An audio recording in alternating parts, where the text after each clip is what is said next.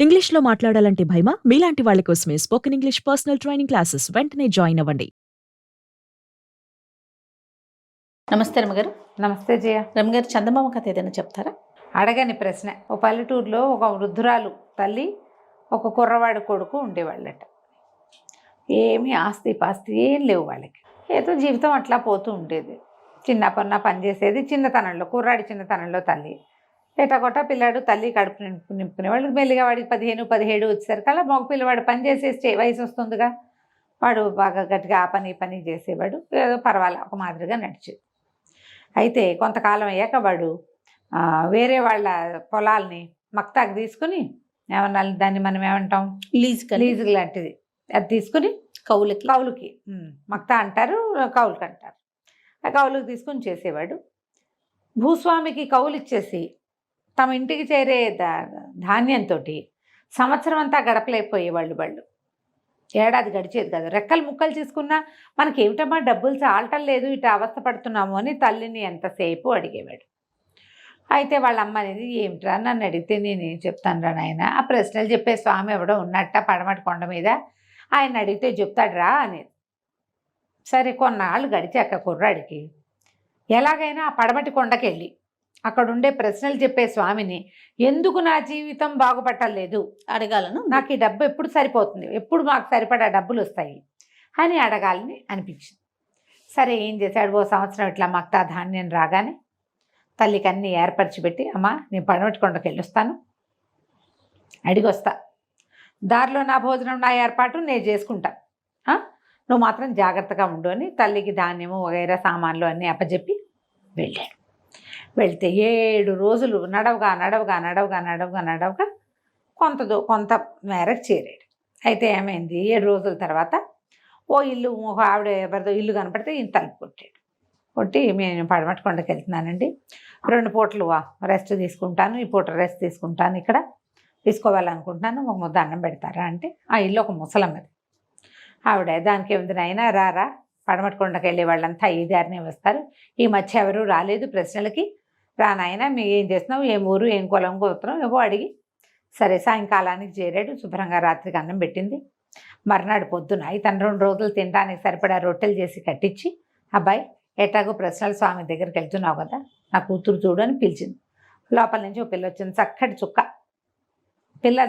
రాల పిల్లని చూపించలేదు ఆవిడే, పిల్ల ఉంది లోపల తిరుగుతుంది కానీ వీడు చూడాల. మా పిల్ల చక్కని చుక్క, మరి దానికి ఏమో మాటలు రావు నాయన, మూగబొమ్మ, దానికి మాటలు ఎప్పుడు వస్తాయో కనుక్కో అని చెప్పింది. ఆ పిల్లని వీడు తను చూడాల. సరే అడుగుతానన్నాడు. రొట్టెల మూట భుజాన్ని వేసుకుని మళ్ళా నడిచాడు. 7 రోజులు నడిచేసరికల్లా ఈసారి ఇంకొక ఇల్లు తలుపు కొట్టాడు. ఈ రాత్రి ఇక్కడ పడుకుంటానండి అంటే వాళ్ళు అన్నారు, సరే మా ఇంట్లోనే ఉండు నాయనా అని ఆ పూట భోజనం పెట్టారు. మరి ఏమడిగారు, రాత్రి పడుకున్నాక పర్నాడు పొద్దున్న లేచి ఎక్కడికి వెళ్తావు ఏంటి అన్నీ కనుక్కుంటే, ప్రశ్నల స్వామి దగ్గరికి వెళ్తున్నాను, పడమటి కొండ ఎక్కుతాను అంటే, ఈ ముందుకు వెళ్ళాక ఒక వాగు వస్తుంది, వాగు దాటితే కానీ నువ్వు వెళ్ళలేవని దారి చెప్పి, వాళ్ళ దొడ్లో ఒక పెద్ద నిమ్మ చెట్టు, అదొక మర్రి చెట్టు అంటుంది, నవలాడుతూ ఆకులు, కానీ పూత పిందే లేవు, దానికి 10-15 ఏళ్ళు వయసు ఉంది, ఆకు పోదు, అంటే నవలాడుతూనే ఉంటుంది, దీనికి పూత రాదు పిందే రాదు, ఏమిటి దీని కారణం అడగమని అన్నారు. వాళ్ళు కూడా ఏవో కొన్ని రొట్టెలు చేసిస్తే ఇతను అట్లా వెళ్ళాడు. వెళ్ళగా వాగు వచ్చింది. ఆ వాగు ఎట్ట దాటాలో తెలియలేదు. ఆ వాగు గట్టు మీద కింద కూర్చొని చూస్తున్నాడు. ఆలోచిస్తుంటే వాగులోంచి పెద్ద పాము వచ్చింది.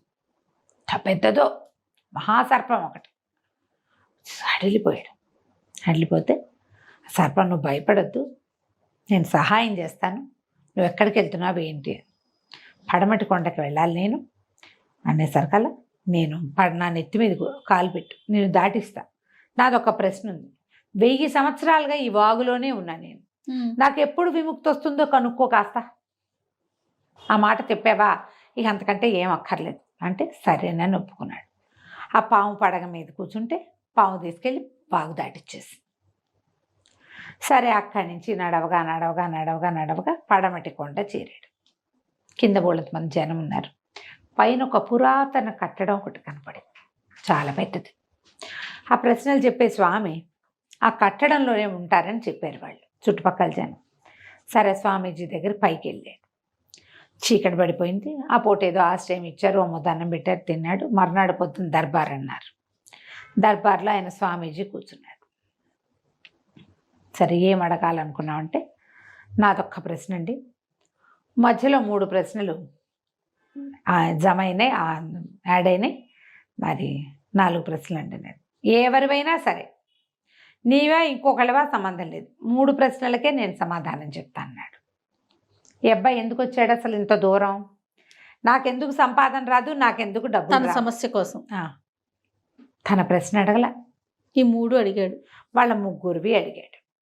3 ప్రశ్నలకి సమాధానం లభించింది. దండం పెట్టుకుని వచ్చాడు. ఇక మళ్ళీ నడు నడు నడు నడు నడిచి వాగు దగ్గరికి చేరాడు. ఆ సర్పం కనపడింది. అడిగావా నా గురించి అన్నాడు. ఎందుకు అడగలేదు, బ్రహ్మాండంగా అడిగాను. నీ నెత్తి మీద ఒక మణి ఉందిట, నీ తల మీద మణిని కనుక తీసేస్తే నీకు శాప విమోచనం వస్తుందని చెప్పాడు ప్రశ్నల స్వామి. ఆనంగానే సర్పం తన పడగ ఇట్లా విశాలంగా చేస్తే మణి కనపడుతోంది పడగ మీద. మామూలుగా ఇట్లా కనపడుతుంది పాము, కొంచెం అది బాగా ఇట్లా విప్పారిస్తే కానీ కనపడదు. ఎవరో తీయటం ఎందుకు, నువ్వే తీసేసి అంటే ఆ సర్పపు దగ్గరికి వెళ్ళి తన మణి లాగాడు బయటికి. ఆ మణిని లాగేసరికి ఈ సర్పం ఒకేసారి గంధర్వుడిగా మారిపోయింది. ఆహాహా ఎంత హాయిగా ఉంది, నా జీవితాన్ని నాకు ఇచ్చావు, ఆ మణిని నువ్వే ఉంచుకో, నాగమణిని నువ్వే అట్ట పెట్టుకో అని చెప్పి మణిని వదిలిపెట్టేసి వెళ్ళిపోయాడు. ఏం చేసుకుంటావు, నాగమణి ఏదో ఉపయోగపడుతుందిలే, నాగమణి దగ్గర ఉంటే పాములు గర్రవ్వు అవి చెప్పుకునేవాళ్ళు. ఆ మణిని 2 పెట్టుకుని మళ్ళీ నడిచాడు 7 రోజులు.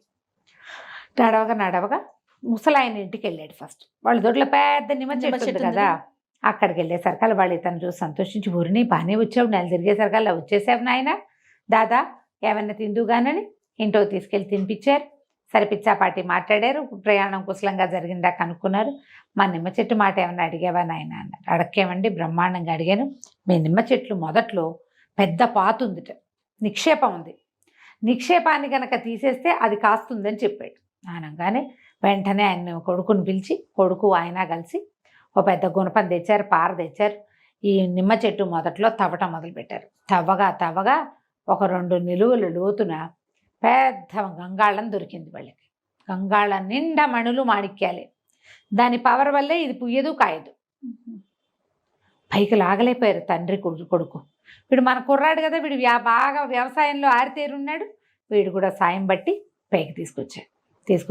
వాళ్ళు ఆశ్చర్యపోయి, అబ్బాయి మేమేం పెద్దగా ఉన్నవాళ్ళం కాదు, నిమ్మ చెట్టు కోసం చూస్తే ఇంత నిక్షేపం వచ్చింది, నువ్వు కూడా నీ వాటా తీసుకో, దీన్ని 3 వంతులు చేద్దాం, మా అబ్బాయి కోటి నా కోటి, 3వది నీకు, నువ్వు చెప్పకపోతే మాకు తెలిసేది కాదు, నేనేనాడో పోయేవాడిని, నా కొడుకు పోయేవాడు, చెట్టు కొట్టేసేవాళ్ళం కొన్నాళ్ళకి అంతే.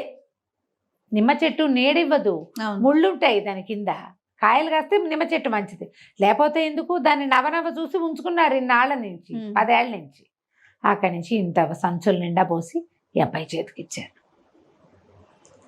ఏం చెప్పాడు, ఏమనుకున్నాడు, తనకు ఎందుకు డబ్బులు రావట్లేదో కనుక్కోవాలనుకుంటే ప్రశ్న అడగకపోయినా మణి వచ్చింది, మాణిక్యాలు వచ్చాయి. ఇక్కడ మొత్తం ఈ ధనం అంతా మోసుకుంటూ నడిచాడు.